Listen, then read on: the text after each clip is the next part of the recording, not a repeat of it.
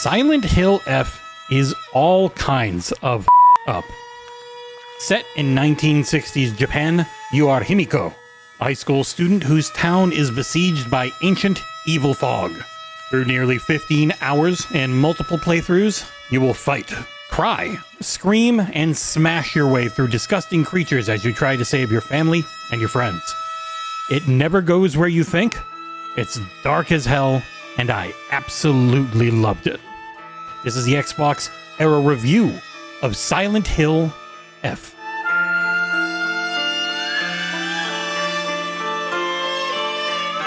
Himiko lives in Ebisugaoka, Japan, which is modeled off of a real location, Kanayama Ghetto, in the Gifu Prefecture in Japan. The game takes place during the 1960s, and as it begins, your hometown is suddenly abandoned, except for yourself and 3 of your closest friends, alongside a bevy of terrifying monsters. A thick fog descends as disgusting, malevolent growth begins to spread corruption to everywhere that it touches.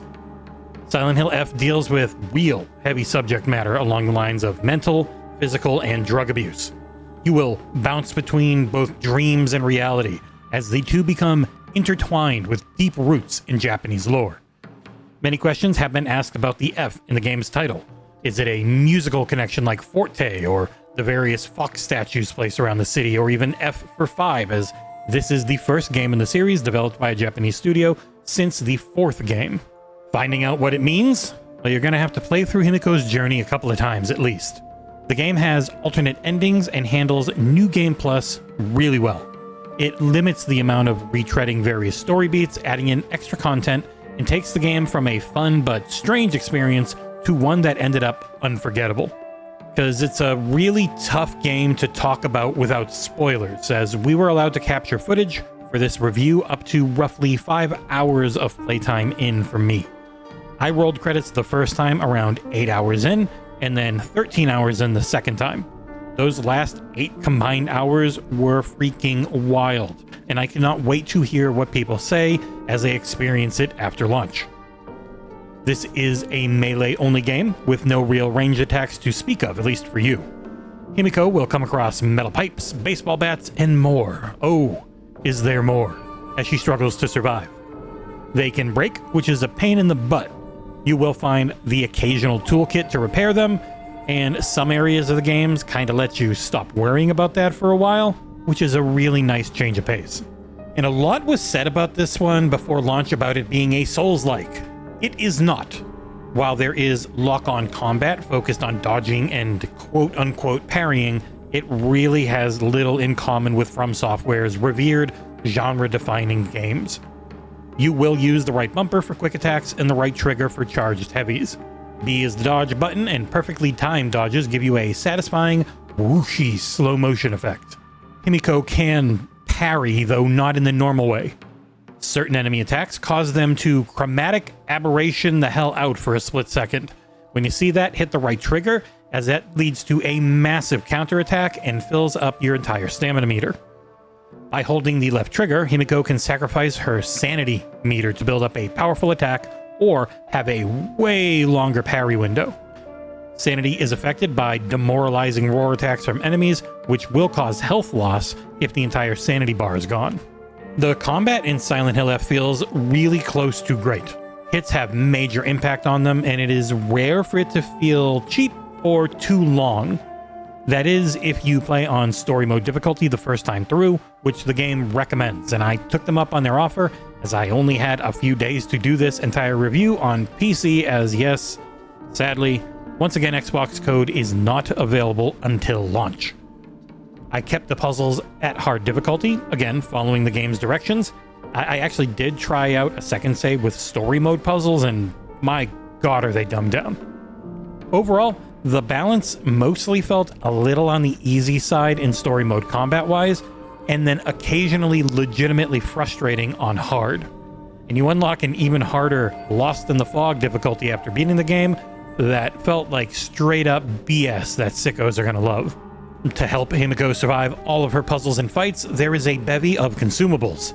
Inventory space is very limited, especially during that first playthrough, unless you properly scavenge around. chocolate can restore sanity, red pills give you sanity and health, and so on. There is a lot of inventory juggling early on. As long as you do explore off the beaten paths, you will gain some extra slots slowly but surely. The gameplay is good, if not great, for this genre. It is a creepy, scary survival horror title, and Himiko, while tough for her age and size, is, going up against gigantic, horrific monstrosities wielding various blades, puking up toxic bile, and being all around gross as hell. She can only do so much. This heavy, terrifying unease permeates throughout every part of the game. An excellent soundtrack elevates every moment via both bombast and subtlety. The voice acting was excellent in Japanese, so much so that despite the English VO sounding fine, I ended up sticking with the subs and not the dubs.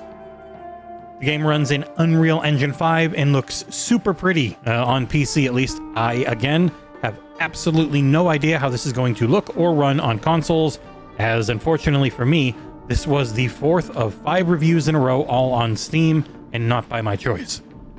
The game is Play Anywhere on Xbox, which means you will get it on PC and console with a single $70 US purchase. And performance is probably just going to be helped by how much damned fog there is. After averaging around 100 early on, frame rate wise, before the fog rolled in, I was at like a locked 120 the rest of the game with only the occasional hiccup, and that was everything maxed out 4K. Silent Hill F's essentially 2 very large maps, the city and the dream state place you enter. It isn't some big, large open world with incredibly long draw distances, and the typical UE5 issues just never popped up for me. The atmosphere and story were just made better by really good art design and excellent texture work on the character models. Again, it's very hard to explain why this game is so good without spoiling all of its incredible reveals, which I agreed not to do in the embargo requirements. Himiko's journey is fraught with very heavy subject matter and twists I did not expect. It can be difficult to watch at times with both shown and implied gore. Silent Hill F really enjoys playing with perspectives and impossible choices, and at times I felt helpless and angry that I couldn't choose a different path, only to find out that I could eventually. I had to earn it though. There is no binary dialogue options to choose from. There is a leveling system tied to a currency called faith. You gotta have it. Offerings can be made at the game's checkpoints, giving you that currency which you will not lose on death. Again, it's not a Souls-like.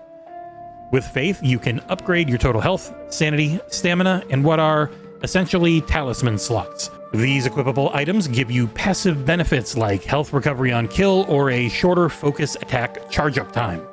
While Himiko can wear different outfits if you spend some real-world dough, they don't really affect gameplay, but they do show up in all the cutscenes as they are rendered in real time, but were locked at 30 FPS even on PC. And as far as bugs were concerned, I don't remember any. Like, there was a couple times where a character model just like popped out of existence for like a split second. That was about it. Rare is the game I review that doesn't have at least one thing break during it, requiring me to reload a save. That never happened here, even though I was on Steam, where they can kind of put up whatever version of the game they want. And it would be great if that carries over to the console ports. Wrapping things up, Silent Hill F is a terrifying and terrific title. It's a harrowing tale of choice and consequence that should thrill and properly disgust any fellow survival horror sicko.